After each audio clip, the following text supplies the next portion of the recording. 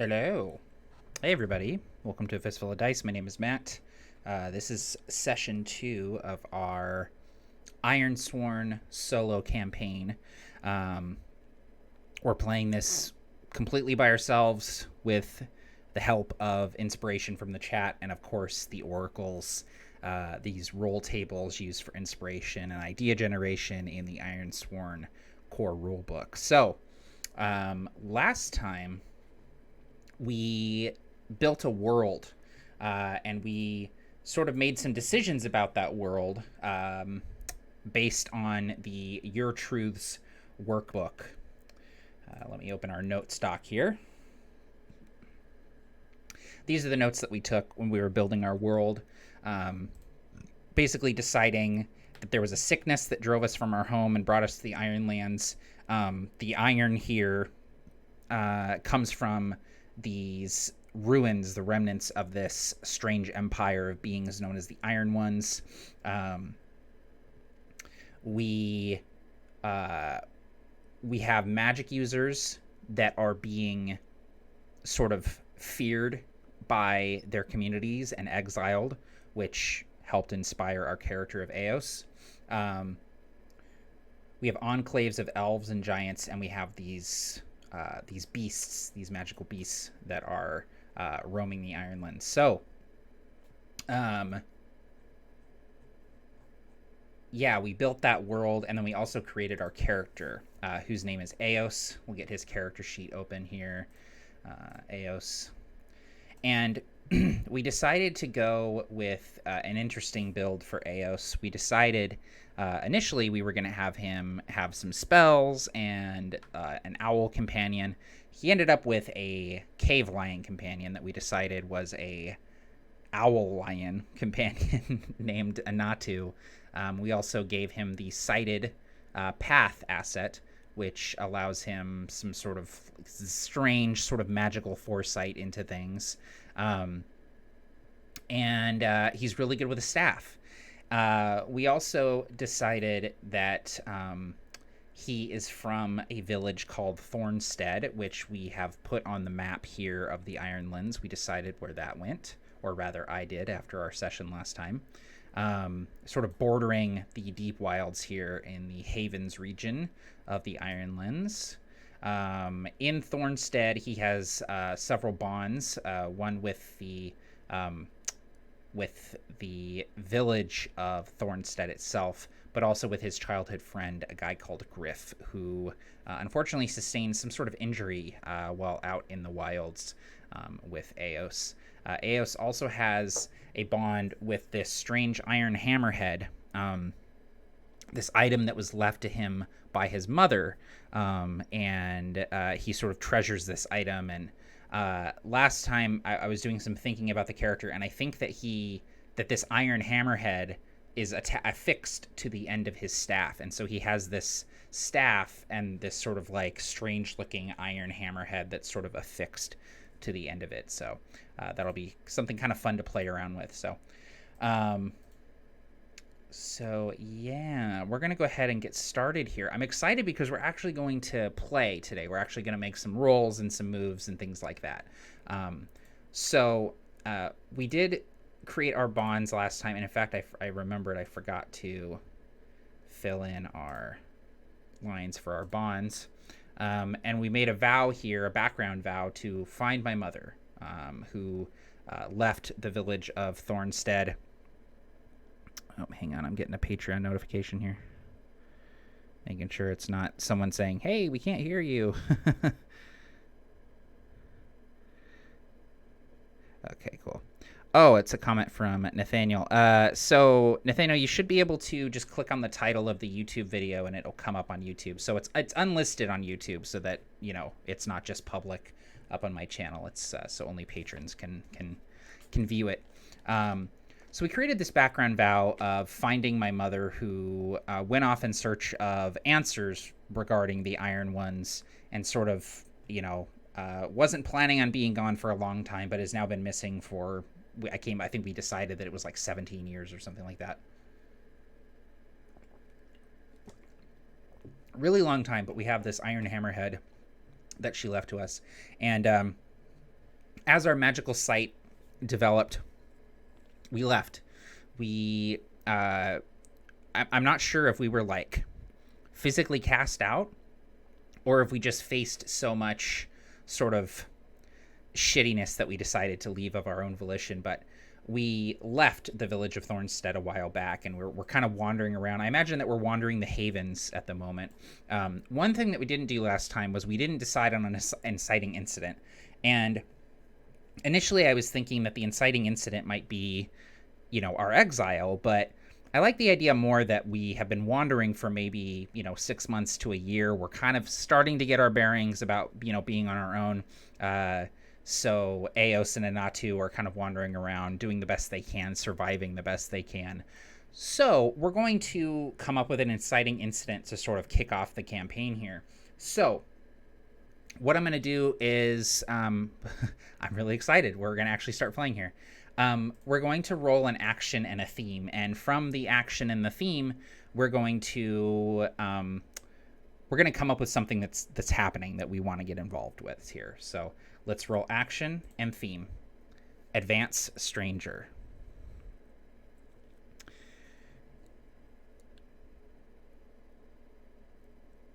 So Eos has been wandering now for months. After leaving the village of Thornstead, he wasn't really sure where to go. He wandered the havens, hunting and foraging to survive, occasionally finding respite in the occasional farmhouse, a village that might let a stranger in to stay for the night. But for the most part, he has come and gone, as he is wont to do. His magical sight, something that he doesn't quite understand yet, has always put him at odds with normal folk. Griff, our friend, our childhood friend, always saw it as a boon, something to be proud of, something to not hide. But then our magical sight put Griff in danger, and he was injured. That was really the beginning of the end for us in Thornstead. So Eos has been barely scraping by. Eventually he came upon a wounded animal, an owl lion. He nursed this creature back to health as best he could. And eventually they kind of started going in the same direction. Eventually they realized they were traveling together, and at this point they're friends. Anatu, he calls him.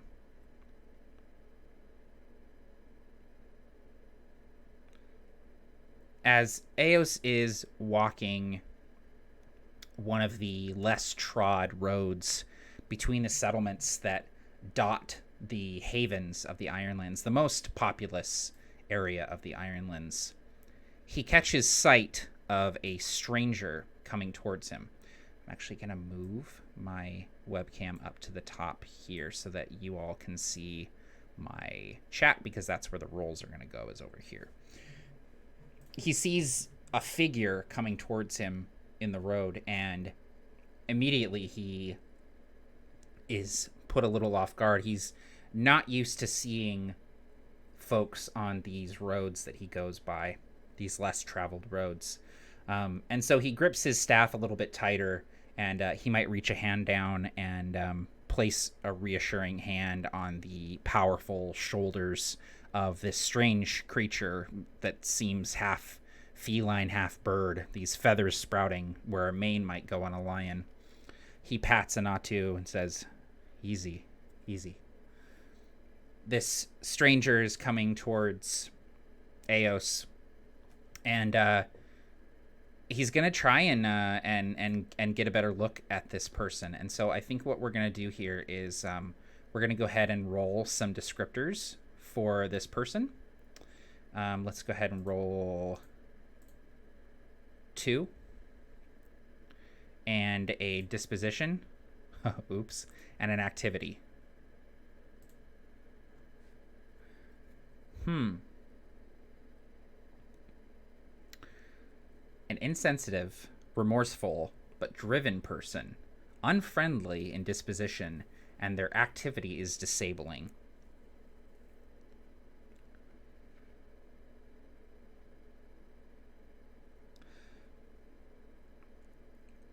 Eos is somewhat put off by this person as he approaches. There's an air about this person that he doesn't care for.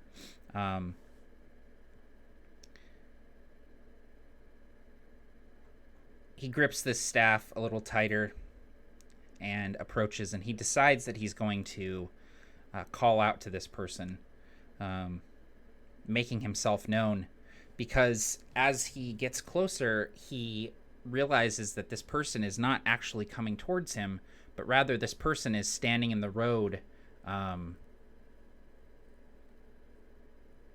they're doing something with a wagon. And Eos approaches and says, hey there, having some trouble with your wagon? And I think this person would be startled at first, hearing a voice, and Eos realizes that this person is trying to unhitch the horse from this wagon, and so they're kind of struggling with the harness and the reins, and they're trying to get the horse off of the wagon. The wagon itself looks like it's been ransacked already, and he notices that this person has a laden bag on their shoulder, and so he kind of puts the pieces together immediately and realizes this person is stealing from this wagon.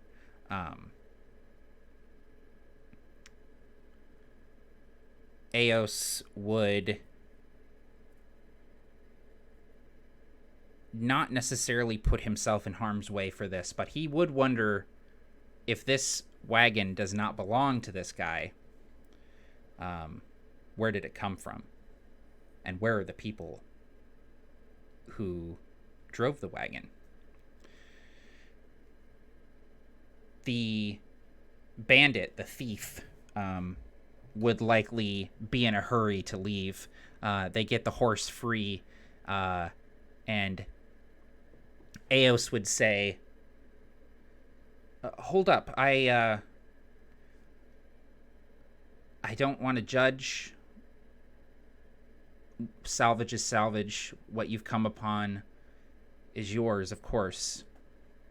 But what became of the people who rode in this wagon before you came upon it?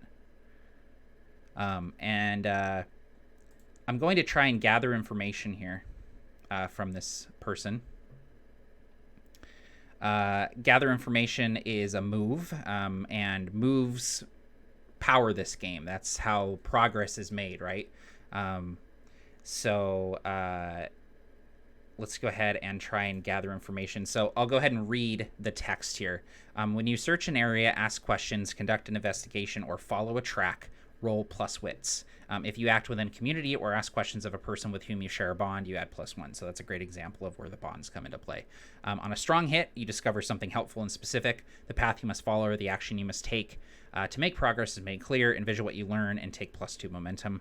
On a weak hit, the information complicates your quest or introduces a new danger. Envision what you discover.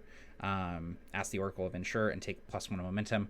On a miss, your investigation unearths a dire threat or reveals an unwelcome truth that undermines your quest. So, we're doing this a little bit out of order. I could just make a heart roll and see what happens.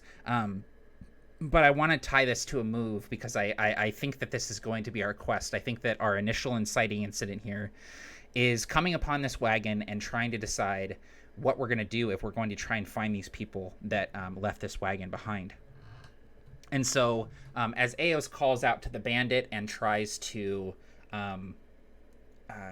pry this information from them, we're going to go ahead and make a roll here. So we're rolling wits.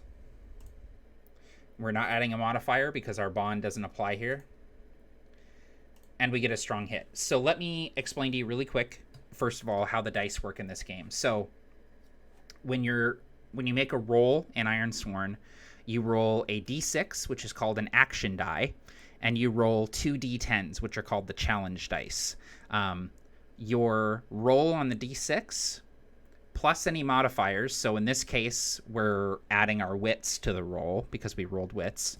The total of that should be higher than at least one of the challenge dice. If it's higher than at least one, that's what's called a weak hit. And a weak hit is a partial success. You succeed at what you're trying to do, but at some sort of cost or some unforeseen effect happens. A strong hit means that you get after what you're looking for. And so I actually imagine that, Eos strikes a somewhat intimidating stance here. He's holding this staff that he seems fairly practiced with. The staff itself is topped with iron, which I wouldn't imagine would be common. And he's accompanied by a fairly large predator who is sort of defensively standing in front of him, protecting him. And so I think this bandit, realizing that if they want to get away with the goods that they have spoiled from this wagon, would answer Eos's questions. And so with a strong hit, we get to discover something helpful and specific. We also get to take +2 momentum. So I'm going to go ahead and do that before we forget. So we'll go over to our summary sheet here and increase our momentum to +4. So that's really cool. Momentum, again, is something that we can spend on rolls to make them go more in our favor if we wish.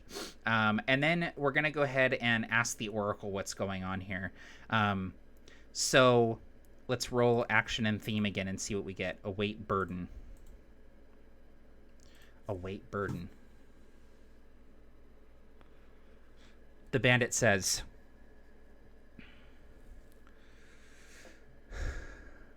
"The man who owns this wagon asked me to wait for him.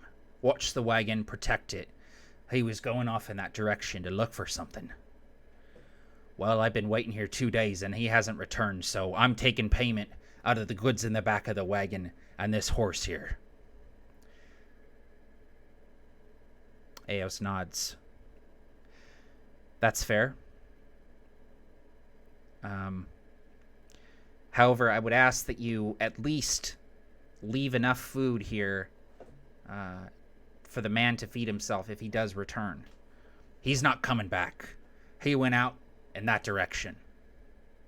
And he'll indicate something on the horizon. Let's roll a location. There's a fjord. Interesting. Huh. Let's go ahead and re-roll that, actually, because I don't really think there's anything near here that would be like that. So we rolled a 67, so let's look at what was on either side of that. Some foothills. So the bandit would indicate a short little series of foothills off in the distance. Eos says, "Very well. I won't stop you. Take your payment and go." And the bandit, I think, would turn and go on the back of this horse, leaving the mostly empty wagon on the road. Eos would take a moment and look over the wagon, seeing that it was probably well laden with supplies, and he reaches into the back and finds maybe some dried venison. Will restock his own supplies, but also give a small piece to Anatu, who takes it hungrily and greedily and starts chomping down on it. And as the owl lion does so, Eos would look out to those foothills, and he would remember the countless times he ventured out into the wilds surrounding his childhood home of Thornstead, and just how many times Griff came out and got him. Just how many times Griff would notice that it was getting late and Eos wasn't back. And Eos isn't sure where he'd be if it wasn't for Griff. And clearly, the person that this wagon driver hired to watch his wagon while he went off and did whatever it is he's doing, clearly he chose poorly. And so Eos, not having anywhere else to go and not having anything else to do, and honestly feeling driven to find this person and to help out somebody, is going to swear a vow. So we're going to make a move here. And swear an iron vow. So we're going to write our vow, give it a quest rank, and then roll heart. If we make this vow to a person or community with whom we share a bond, we add +1. We don't know what the deal is yet. On a strong hit, we're emboldened, and we take +2 momentum. On a weak hit, we start the quest with more questions than answers. We take +1 momentum. And on a miss, we face significant obstacles. So we're going to go ahead and roll heart without a modifier. And we got a weak hit. We rolled a 7, or rather we rolled a we rolled a 5 and add 2 to it for our heart, giving us a total of 7. And the challenge dice, we got a 7, meeting it, and a 2. So, on a weak hit, we're determined, but begin our quest with more questions than answers. I think that kind of fits. We're going to take +1 momentum and envision our path forward. So let's go ahead and get ourselves up to +5 momentum here. We're going to swear our vow. Find out what happened to the wagon driver. I think that this is likely a dangerous quest. We're going off the road. We're going into the foothills here of the Havens, more up into the... actually, I imagine these hills here are where we're going. And I imagine that it's a little bit more perilous there than on the roads. But it's also not a long trek. So the quest for us is going to be dangerous. The way forward, I think, is fairly clear. We're heading in towards those hills. And so on our moves here, we're going to begin our journey. Now, with journeys, we're going to create a new progress track here. Now, this is always a little hinky because our journey is the quest. We're, finding out what happened to the guy, but we're also going into the foothills. So we're going to tie this more, reach the foothills, into the foothills themselves, and we're going to make that troublesome. That's going to be our journey. We're going to go to the moves here, and we're going to undertake a journey. So when you travel across hazardous or unfamiliar lands, you set the rank. Our dangerous journey, we're going to be making 2 progress per waypoint. Then for each segment of your journey, you roll wits. If you are setting off from a community with which you share a bond, you add +1. So you see how important the bonds are? On a strong hit, you reach a waypoint. If the waypoint is unknown to you, envision it. Then choose one. On a weak hit, you reach a waypoint and mark progress, but suffer -1 supply. On a miss, you are waylaid by a perilous event. Pay the price. Okay? So... Eos takes a moment, he drinks some water, he eats some rations, and then gripping the staff topped with this iron hammer, he looks to these foothills, and I think that it is the sky is clouded over today. It's a gray day, maybe even drizzling a little bit. And I think that he looks to these storm clouds. He looks to these foothills, dark and ominous, maybe even dusted with a little bit of snow. And he takes a step forward off the road, taking a step off the beaten path with Anatu at his side. So we are going to undertake a journey here. We're going to roll wits, not adding any modifiers to it. And we got a weak hit. So that means... we reach your waypoint and mark progress, but suffer -1 supply. So let's go ahead and do that really quick.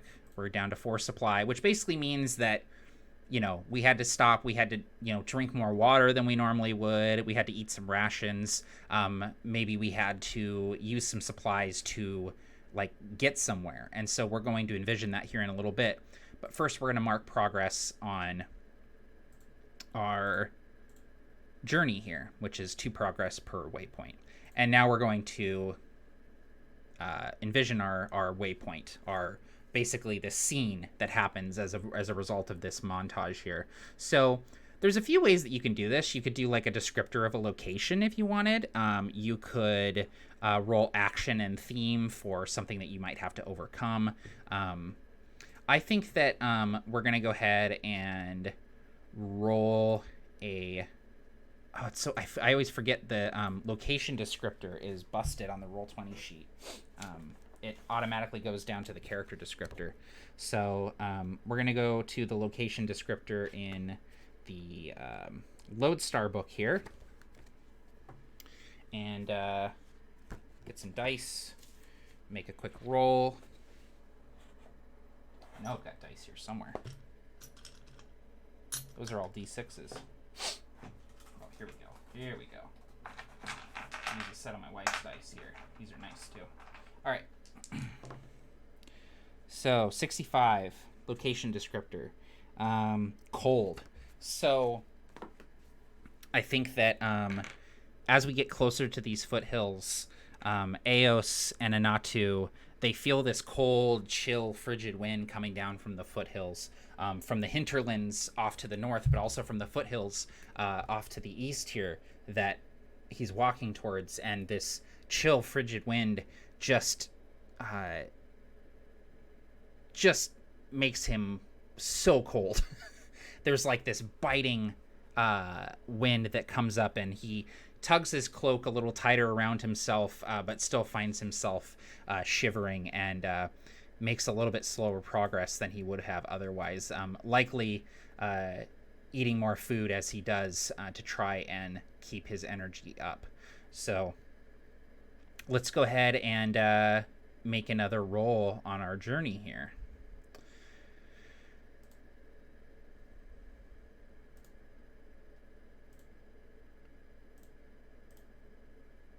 Ooh, strong hit.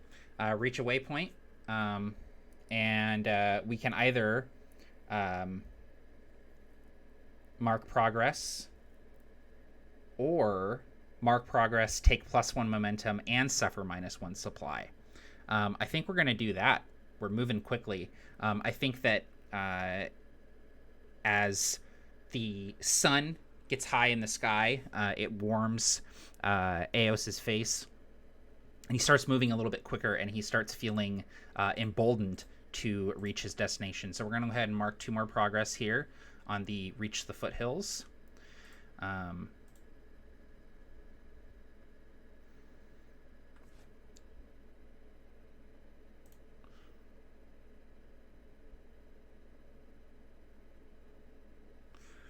Okay, let's so we're going to take -1 supply in order to take +1 momentum. I'll always take momentum. And on our oracles here, I think we'll go ahead and do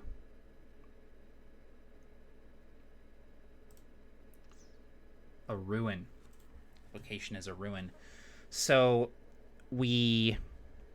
Eos crests this small hill, and there's almost like this sort of dip, this like valley leading to these foothills. And the valley itself is ringed with these trees and other shrubs and stuff. And within this valley, there are these strange stones, these like standing stones that are towering up, and there's maybe even a few like toppled over. And Eos realizes as he descends into this valley that these are ruins, that there's ruins here. And they're Ironsworn's ruins. And there's this leap in his heart as he realizes what he's looking upon. He gets a little zing in his step here as he descends into the valley. these ruins are covered in moss. They're covered in vines and roots. He runs his hand along the stone, feeling the strange engravings that were likely once filled with iron. These engravings that match those of the hammerhead on top of his staff. And he gets this strange feeling, this sort of like kismet. Could it be that the man that Eos seeks is someone that might know something about the Iron Ones, someone who might be seeking similar answers as Eos's mother? And so he feels this kind of jump of excitement, this leap of anxiety. I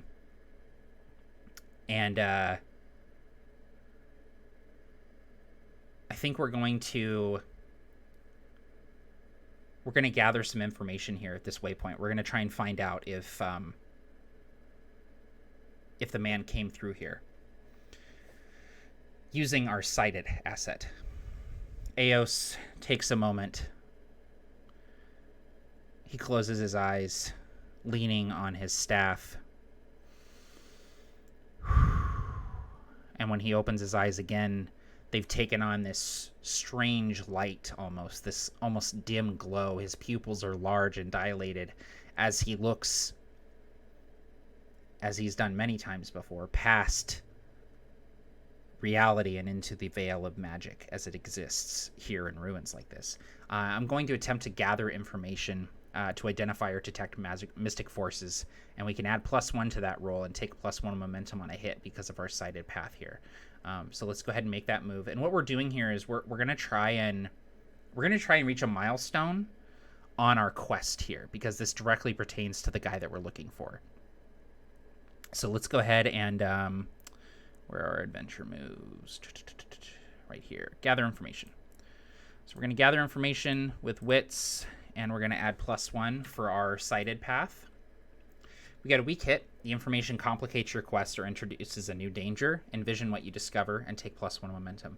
So we get to take an additional +1 momentum from that, giving us +8 momentum. And so this momentum, it is physical within the world, within the the narrative of the game, but it's also a meta aspect, and it represents Eos making progress and moving forward in the story, heading towards a kind of like a climax in the narrative, so to speak, where he can bank this kind of narrative momentum that he's built up and do something really, really cool. And so we're gonna take additional momentum from that. But we're learning something that might complicate our quest or introduce a new danger. And so I think we're going to ask the Oracle here before we reach a milestone in our quest. So let's go ahead and do an action and a theme. Oppose tool. Oppose tool. Tool immediately makes me think of our hammer. Oppose. What do y'all think in the chat? I haven't asked you guys for much. We've been going for a little bit here, but what do you think when I roll oppose tool? What information could we learn with our magical sight that might throw a wrench in the quest, as it were?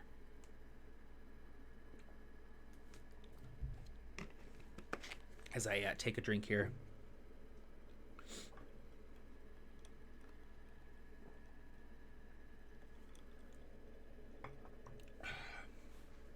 This is fun. This is the first time I've played Ironsworn solo. I've always played co-op with another person, so it's really fun. Let's see.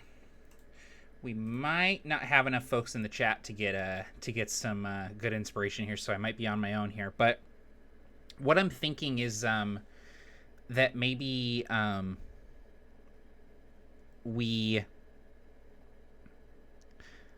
I think that maybe we find some like excavation tools that are broken. So we're kind of wandering around the ruins. I'm kind of seeing strange auras and like footprints that are kind of leading here and there, and Eos comes upon the site of an excavation. There's a bunch of tools that are laid out on the ground, and it looks like whoever was here was kind of digging up one of these big pillars of these ruins. But it looks like one of the tools is broken.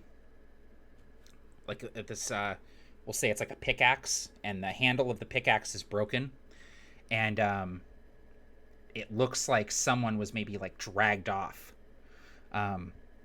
So Eos kind of kneels down and looks over the scene, and he would look to Anatu, and Anatu is kind of warily looking over the scene as well, maybe even picking up some strange scents. And Eos would say, looks like our friend at the wagon maybe met something here he didn't anticipate. And it looks like they dragged him off towards the hills. Come on, Anatu, let's go. So I'm going to go ahead and reach a milestone on my quest here. So this is a dangerous quest, so we're going to mark 2 progress on the quest itself. So we're going to go to our summary, our vow, and mark 2 progress. Because now we have a better idea of who this guy is. We know that he's someone who was interested in these ruins and came here specifically to investigate them.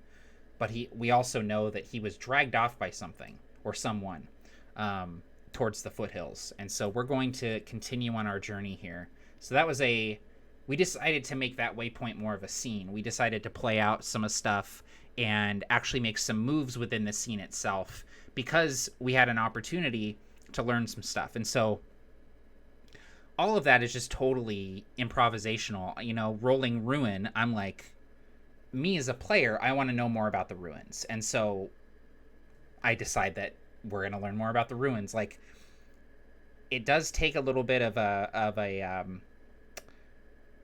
kind of a shift in perspective to really get to the point where we're able to, like, I just want to tell a cool story. I want to explore locations. I want to get to know this character, and I want to be surprised by what happens in the game. And so leaving it up to the oracles and just going with your gut whenever the oracles pop up is like the best way to do it. So, and the oracles are always there. So even if you need like a yes or no answer, like, is the guy here?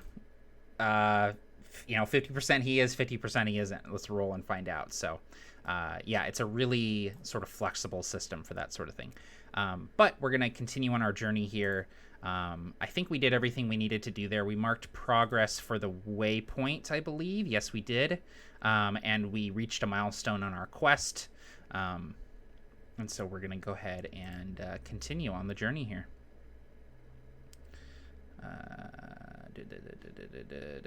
Why can I never find the adventure moves? They're right here. All right. Our rolls have been going pretty well for us. We got a weak hit here.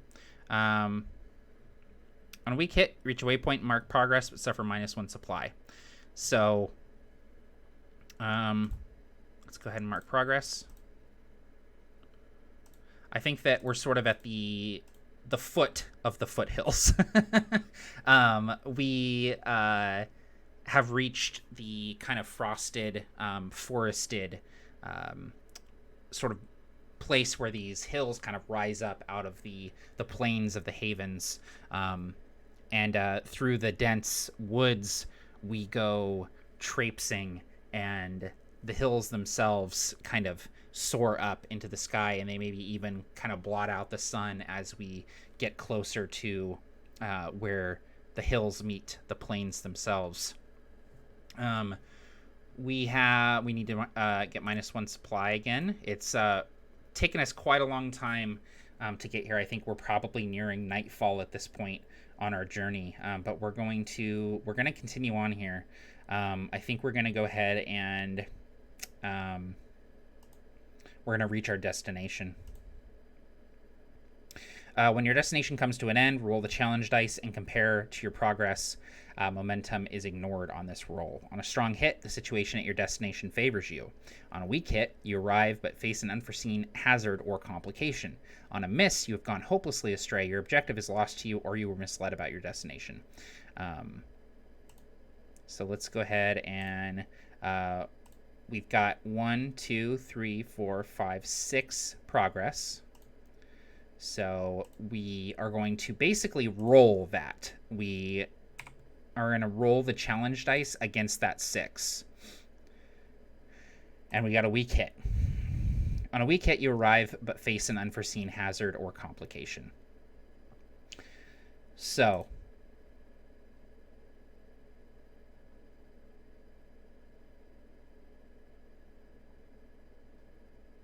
I think what we'll do here,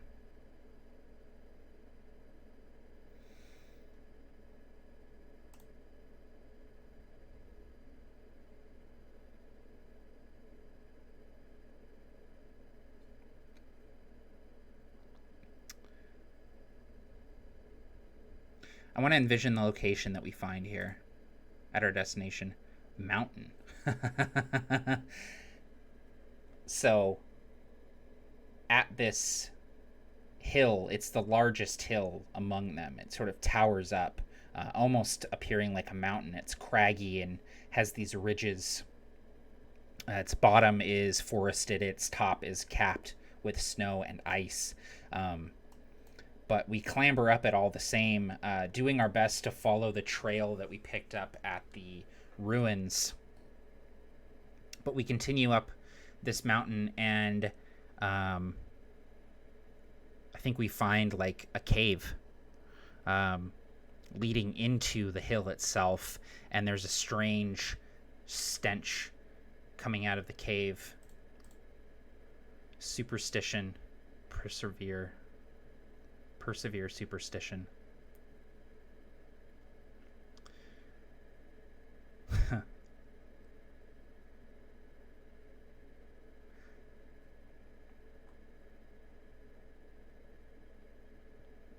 There is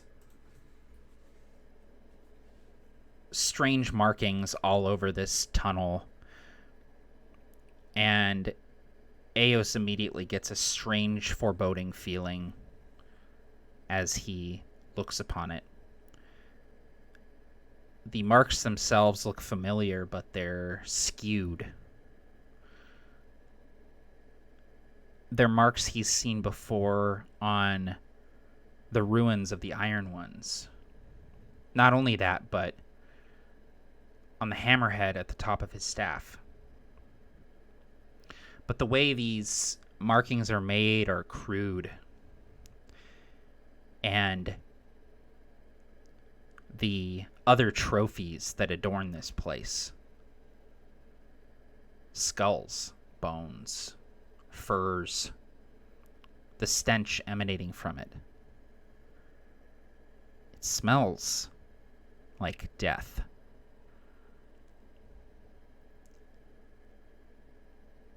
The creature who lives here must revere the Iron Ones, must worship them. And perhaps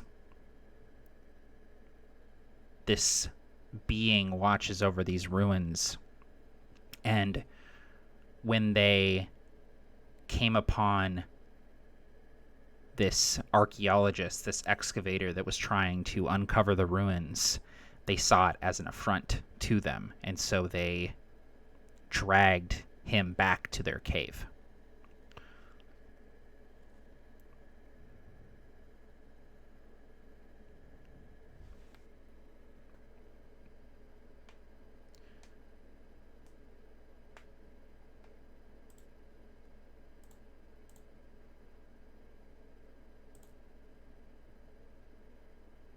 We're going to roll activity.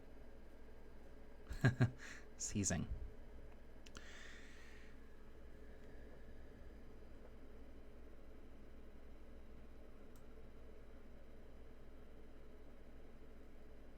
Just as Eos is getting his bearing, just as he's starting to peer into the cave to try and ascertain what is going on, a shape moves behind him. He turns. Anatu's ears perk up, and there's a low growl that escapes the cave lion's throat. Eos grips his staff in both hands. The wood creaks as he tightens his fists around it. Anatu, there's someone here.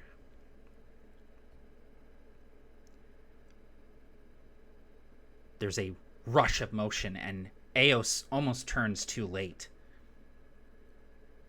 There's a figure rushing out of the woods at him, and this figure is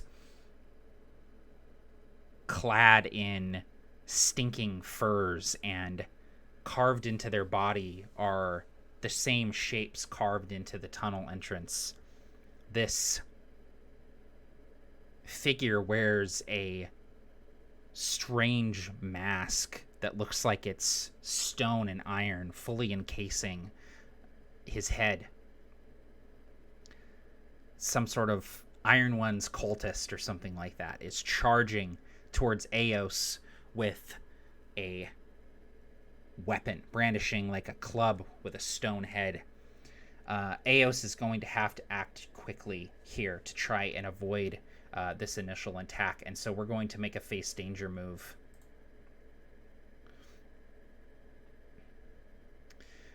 He's going to definitely have to do it with, I think, speed or agility or precision here, so he's gonna roll edge. Strong hit. We're successful and we take +1 momentum. And so even though he was caught unawares by this cultist who comes screaming out of the woods brandishing this weapon,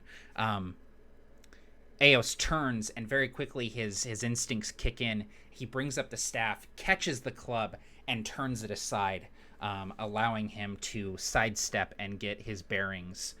We're going to go ahead and enter the fray here. We're officially in to some combat. I think this is likely it's just a man, but it's a man that is kind of zealous in his devotion and will likely fight well beyond what a normal person would. And so I'm going to go ahead and say that this is a dangerous foe. Oh, we concluded this. We're going to go ahead and... Oops. Ooh. Oh, I bet we can... Yeah, we can just delete it. Cool. Excuse me. So we're going to go ahead and add... This is Iron One's cultist. They're a dangerous foe. Okay. So, entering the fray against a dangerous foe. We're facing off against our foe, moving into position against an unaware foe. No.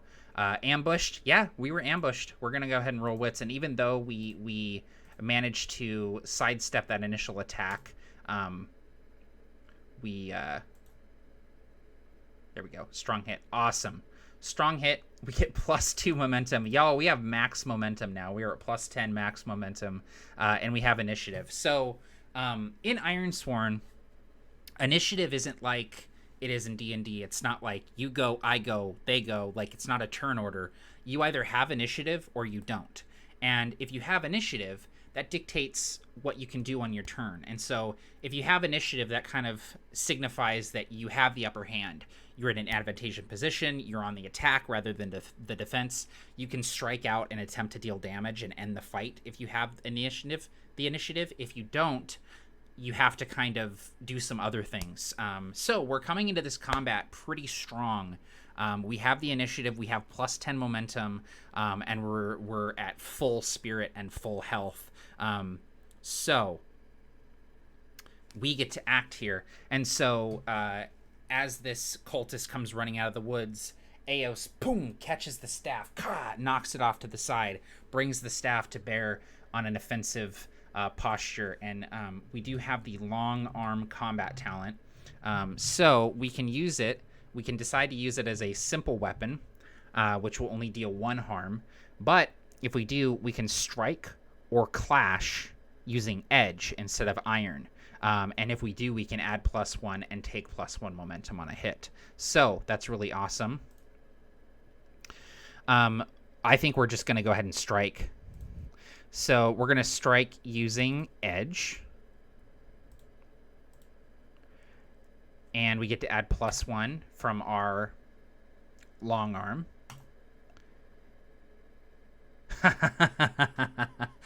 Oh my god. Okay, that is another strong hit. So we literally rolled max. We literally rolled max on our strike here. So on a strong hit, we get to inflict +1 harm, which for us means that we're inflicting 2 harm because we inflict 1 harm with our staff. So this cultist, you know, he's kind of off balance. He was charging forward with all this speed and all this momentum, but we have +10 momentum, so we don't have to worry about that.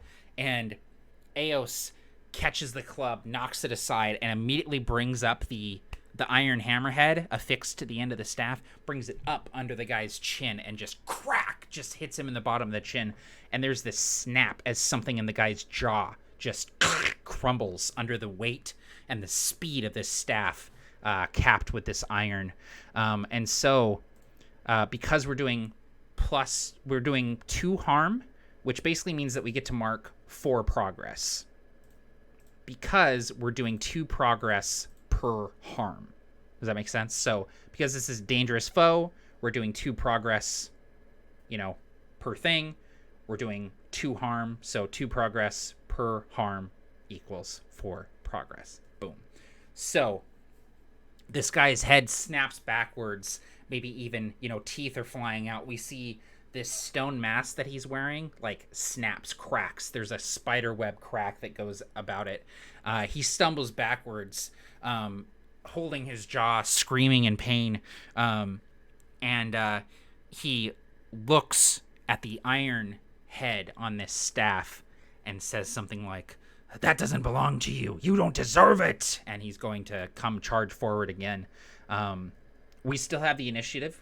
If we had gotten a weak hit, we would have lost the initiative. That's how that works. But we still have the initiative, and so I think we're going to try and strike against this guy again. So let's go ahead and roll edge. We get to add +1.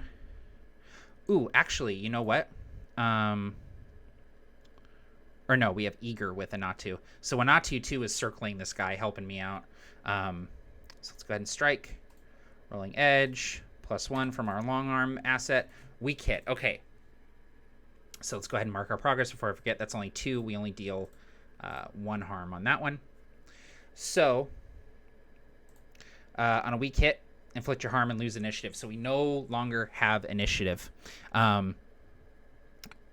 This guy charges at Eos, and Eos brings up the staff again, catching the club and pushing this guy backwards. But in doing so, he kind of stumbles forward and has to readjust himself, reorienting to circle around this guy, holding his staff out. Anatu circling along the other side, flanking this guy, but we're now in a disadvantageous position. So without initiative, we have a few different options that we can do. There's a lot of different stuff that you can do in combat. You don't just have to strike and clash. We could do something like face danger. We could, you know, there's lots of other things we can do. But I think we're going to try and just clash here with this guy. Clashing is basically just, we're fighting in close quarters, and we're on the defensive. What we're trying to do here is we're trying to get a strong hit to try and regain the initiative here, because you can only end the fight when you get a strong hit. So let's go ahead and clash. Again, we get to roll with edge and add +1 from our long arm asset. Okay, strong hit. We get to inflict our harm. We can inflict an additional harm, which we're absolutely going to do. So we just maxed out this track. 1, 2, 3, 4, 5, 6, 7, 8, 9, 10. And we're gonna end the fight here. So we made a move, we got a strong hit, so it's time to end the fight. And so what I picture here is Anatu leaps forward, and this guy's wheeling back with this club. Anatu leaps forward, and the mighty jaws of Anatu, clamp down on this guy's wrist and yank the arm down. Again, you hear a snap as the guy's arm dislocates, and and as Anatu has him, I just come forward. Eos comes forward, and with the butt end of the staff, just puts it right into this guy's forehead, basically trying to knock him unconscious. And so, we're gonna. I mean, okay. So watch this. We are going to burn our momentum, which puts it back down to +2, but that cancels out that 10 on that die. So that's how that works. We had 10 momentum, which means when we burn that momentum, we can cancel out a challenge die of 10 or less. So we challenge it, we completely cancel out that challenge dice with all that momentum that we built up and turn that weak hit into a strong hit. So on a strong hit, the foe's no longer in the fight. They're out of action. They're killed. They flee. They surrender. So this guy comes forward, and with all the strength that Eos has, with all the speed that he has in his body, his eyes flash again, this strange color. His pupils dilate, and as Anatu is dragging this guy's arm down, he looks up, and through the stone mask, Eos sees his eyes widen as he realizes what's about to happen, and Eos just goes pop and just gets this guy right in the middle of his forehead. The mask shatters, stone going everywhere, shards of rock clattering to the ground, and the cultist topples backwards, completely unconscious. His club falls to one side, and blood comes from his mouth from the teeth that we knocked out earlier. Eos. And I imagine Anatu goes in for the kill, goes for this guy's throat, and Eos says, No. We do not kill. We cannot kill. We leave him here to fend for himself. Let the woods decide his fate. And Anatu is an owl lion. I don't imagine that they, understand much, but they back off. Eos doesn't waste much time. He charges into the tunnel, and the tunnel itself, it smells of smoke and death. There's just, the smell of rotting flesh from meat that has been left out, and just the filth that this cultist, this clearly mad person, has been living in, devoting themselves to protecting these ruins of the Iron Ones. Eos is really hoping that this archaeologist, this person that he's seeking, is here. There are a few ways that we can decide how to do this. Right now, the first thing that we need to do is we need to mark another milestone on our quest here, because we have found the cave where this guy is presumably. And so we're going to go to our quest moves, and we're going to reach a milestone, which means that we're going to add 2 progress. To the vow here that we have, which will give us 4 total.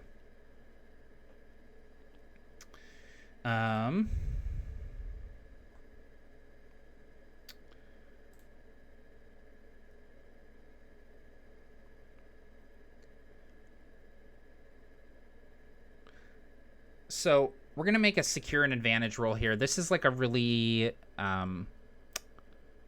this is like a staple move. Like face danger and secure and advantage, you're going to be rolling a lot in Ironsworn because they're so flexible, and can stand in for lots of different things. So what we're going to do here is we're trying to, hang on really quick.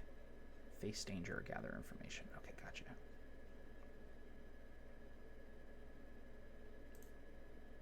Yeah. Um, so we're going to use wits here. I think it makes sense that he would be moving through this cave quickly to try and find this guy. Um, strong hit. Whew, that's rolling a 1 on the die too. Whenever you roll a 1, it's red, or whenever a challenge dice rolls max, it's red, and whenever you roll max, it's blue. So that's handy to have. So a strong hit, we get to mark progress. And we'll go ahead and take +2 momentum as our other option. So let's go ahead and mark progress on our vow here. So Eos is moving quickly but carefully through these tunnels. It's not an expansive place, but there are some kind of winding, sort of labyrinthine sort of areas. But he follows the smell of smoke. He wants to find wherever this fire is emanating from, because wherever the cultist has stashed this guy, he will likely be near the fire. So he moves quickly through, and we're going to go ahead and try and find out what happened to this guy here. So we have a quest move. Let's go ahead and fulfill our vow. So we've got 1, 2, 3, 4, 5, 6. 6 progress on that vow.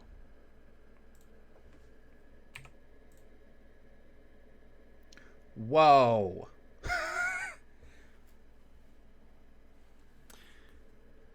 Something cool just happened. We not only got a strong hit, we also have an opportunity, which is what happens when you roll doubles on the challenge dice. You see, we got 5 and 5 there on the challenge dice, which means we have an opportunity. An opportunity means that something else cool is happening. We're going to figure out what that is here in a second. But the quest is complete. I think that the opportunity is maybe that that this guy is alive. Like, he's alive, and we will be able to talk to him. So let's go ahead and mark our experience. We get 2 experience from fulfilling that vow. And we'll go ahead and we'll fulfill this here. I see, I keep doing that. Modify.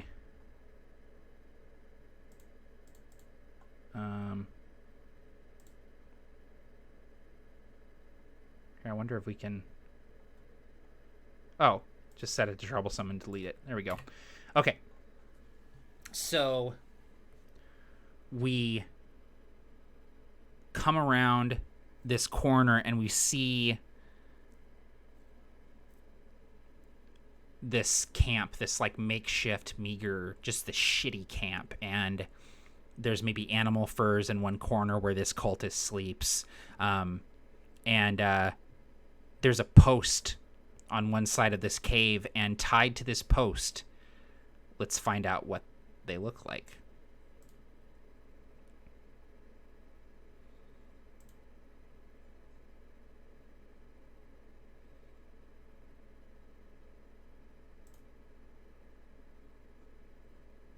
Ironsworn.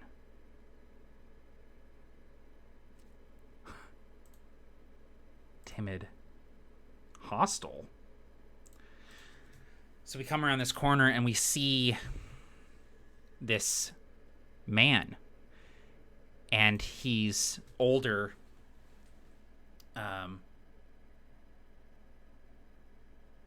And he has this kind of gray beard. He's wearing traveler's clothes. And around his neck, he wears an amulet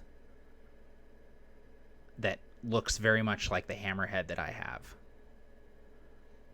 As I come around the corner, he instantly starts kicking and maybe even like throwing stuff at me. He's like, "Go, get out of here, go!"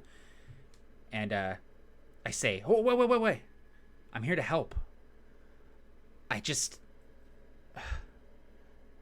whatever manner of man that was that came out of the woods at me. My friend and I dealt with him. Are you the one from the wagon? And he says, yes. My name is Glyn. Glyn. I'm Eos. And this guy looks up and sees the hammerhead on the top of my staff, and his hand goes to the amulet around his neck. You too. Eos doesn't know what he means, and he just says, Glyn, I have a lot of questions for you, but we should leave here in case there are more of them. For now, you're under my protection. I think that's where we'll end it for tonight. I think that's a great stopping point. That's a really good end of the episode. We've been going for about an hour now, so whew. Rad. Wasn't that fun? So, we found a wagon kind of sitting on the side of the road, and there was this bandit making off with a bunch of the goods and the horse. And we found out that the person who was driving this wagon was an archaeologist of sorts, an Ironsworn, as we've come to find out, someone tied to the Iron Ones.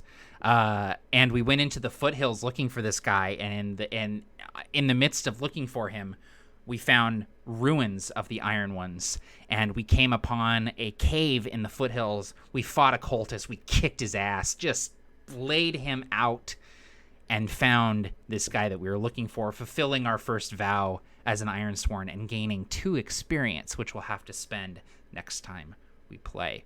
So, this was a whole lot of fun, everybody. We're going to be doing these weekly. However, next week, we're going to be taking a break from Ironsworn, and I'm going to be doing some video game streams. I'm going to try and do those once a month, I think. There's a new game coming out next week that I'm really looking forward to. It's an action RPG called Star Renegades. It's coming out next week, and I'm planning on picking it up and probably streaming some of that next Wednesday. But the Wednesday after that, we're going to continue Eos's story and really find out what's going on with Glyn and the Ironsworn, and what's the deal with this hammerhead that my mother left me, right? Okay? So, this is very cool. This was a lot of fun. I've got someone working on some art of Eos and Anatu, and I think we might have that for next time, so that'll be very cool to have. Thank you, everyone, for joining me. This was a lot of fun. Really appreciate everyone's patronage. And again, if you haven't listened to it yet, because we reached 50 patrons, which it's funny, we reached 50 and then we had someone leave, and so we're back down to like 48 or 49. But because we reached 50 patrons, my wife and I started our Ironsworn co-op campaign, and that audio is up on the Patreon as well. I'm also working on a solo game called Builder, which is a base building RPG for one player. And I'm kind of tinkering with that, and I put some of the design notes up on the Patreon today. So in the meantime, it is 1,000 degrees in my office. I'm sweating so bad, and I'm going to leave this room and never come back. No, I'm just going to go stand in front of my air conditioner for a little bit. But again, thank you guys for hanging out. If you caught this live, I appreciate your patronage. If you're watching this on VOD, the link to my Patreon is down in the description. Also, you could be playing this game right now for free. IronswornRPG.com. Go check it out. So thanks again, guys. Take care. Happy gaming all. And we'll catch you next time on Ironsworn Lone.